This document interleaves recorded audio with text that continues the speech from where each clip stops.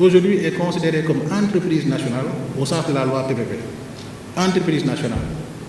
L'entreprise établie sur le territoire sénégalais. Et donc le capital et le personnel d'exécution est composé au moins à 51% de ressortissants sénégalais ou communautaires. Et ça, c'est une définition qui a été consacrée par la loi 2021. Avant la loi 2021, ce n'était pas ça. L'entreprise nationale, c'était l'entreprise immatriculée au Sénégal. Aujourd'hui, l'entreprise nationale et communautaire, c'est l'entreprise qui est établie sur le territoire sénégalais. Et donc le capital est souscrit au moins à 51% par des ressortissants sénégalais et communautaires. Pour moi, ça a été une révolution. Moi, je ne comprends pas le secteur privé national. Parce que nous avons un cadre juridique. Et quand je parle de cadre juridique, je parle du cadre juridique de la commande publique. Donc, notamment le décret sur les PPP et le décret sur les marchés publics. Voilà des textes qui regorgent d'incitations, mais particulièrement généreuses pour le secteur privé national, mais qui en réalité ne profitent pas à notre secteur privé national. Je me pose la question pourquoi.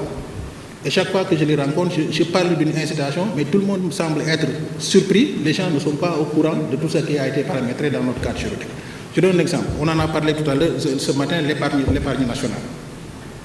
Dans le cadre des PPP, la loi qui est applicable sur la question a prévu à travers son article 26 que tout opérateur étranger qui est attributaire d'un projet PPP au Sénégal a l'obligation de mettre en place une société de projet. Et dans la capitalisation de la dite société, les 33% reviennent de droit à notre secteur privé national. Moi, j'ai été coordinateur des projets PPP de l'administration au Sénégal. Tous les projets qu'on a eu à dérouler, pas une seule fois un secteur privé, en tout cas un opérateur du secteur privé, a pu prendre ces parts-là. Et on parlait de fonds d'investissement. Finalement, qu'est-ce qui s'est passé? C'est le FONSIS qui dit, si vous attendez le secteur privé, vous ne le verrez jamais. Laissez-moi prendre ces parts-là. Moi, je fais partie de ceux qui disaient, non, attention, il faut qu'on fasse la part des choses. Il y a des parts qui reviennent à l'administration parce qu'il est reconnu à l'administration, chaque fois qu'il est question de monter un projet PPP, il lui est reconnu la possibilité de prendre des parts. Mais c'est le législateur qui a fait le choix de donner des parts au secteur privé. Le FONSIS n'est pas le secteur privé. C'était ça ma position. Mais finalement, quand on ne va pas au secteur privé, on n'a pas le choix. Et ça, c'est extraordinaire.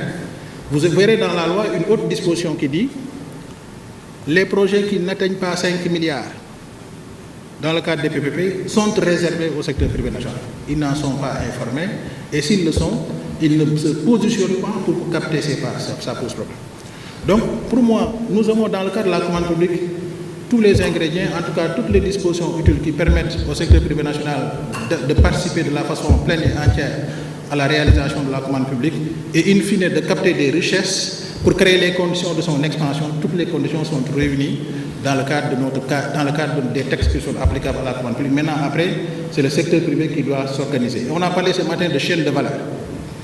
Vous n'êtes pas sans savoir que le Sénégal a initié depuis quelques années le développement de ce qu'on appelle des agropoles.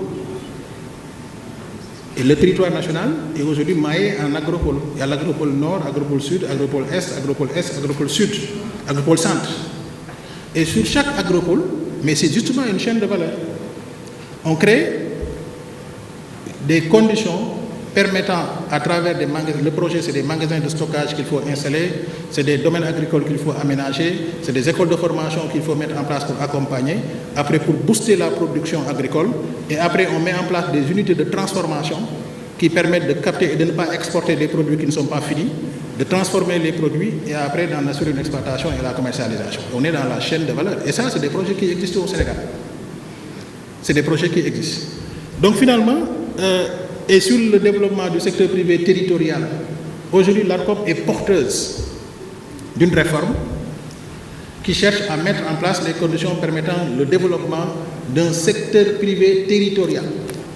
Et quand on parle de secteur privé territorial, l'objectif ici, c'est que demain, quand les pôles territoriaux seront mis en place, comment faire de telle sorte que l'instance de réalisation des projets qui sera mise en place, chaque fois qu'il est question de marché ou de PPP, que le secteur privé territorialisé puisse être privilégié par rapport aux autres. Il s'agira de créer les conditions permettant au secteur privé qui est déjà local de se développer. Et ça, c'est une initiative dont nous sommes porteuses. Et l'autre initiative également qui pourra vous intéresser, nous avons compris également que le secteur privé, la problématique la plus importante à laquelle elle est confrontée et qui fait sens aujourd'hui par rapport à notre contexte actuel, c'est qu'une fois que les marchés, la commande de l'État est réalisée, le secteur privé généralement tarde à être payé. Nous avons dit, et ça c'est une proposition qui a été portée au plus haut niveau et sur laquelle des réflexions sont aujourd'hui engagées. Comment mettre en place un dispositif financier qui permet, chaque fois qu'un opérateur privé aura fini de réaliser un marché, lorsque l'État tarde à procéder au règlement du marché, que l'instrument financier qui est créé par l'État puisse racheter la créance et payer le secteur privé pour ne pas l'essouffler davantage. Après cette créance-là qui est rachetée par le secteur privé, l'instrument financier aura la possibilité de procéder à sa titrisation et de l'optimiser sur le marché financier. Ça, c'est une question qui est aujourd'hui à l'étude et qui permet de répondre de façon favorable à cette problématique de règlement tardif des créances contractées par l'État dans le cadre de la réalisation des marchés. Et le dernier point également qui me paraît extrêmement important et qui est révolutionnaire, aujourd'hui, je profite de cette tribune pour annoncer qu'on va lancer une plateforme de dématérialisation de la commande publique.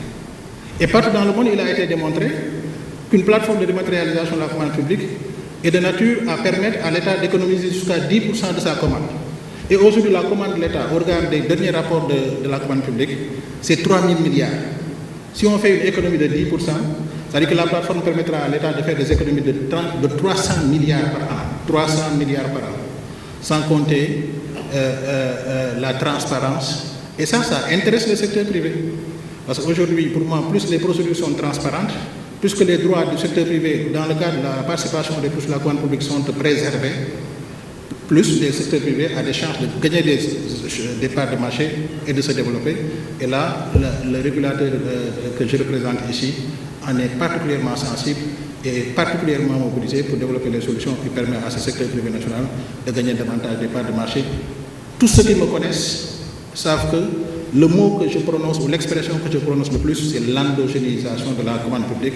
Et quand on parle d'endogénéisation de la commande publique, c'est développer les conditions permettant à ce secteur privé d'être au cœur de la commande publique. Donc, M. Magic, M. le Président, nous sommes totalement alignés et nous sommes à vos côtés pour vous accompagner, pour créer les conditions vous permettant de connaître l'expansion au grand bénéfice du peuple sénégalais pour le développement de notre pays. Je vous remercie.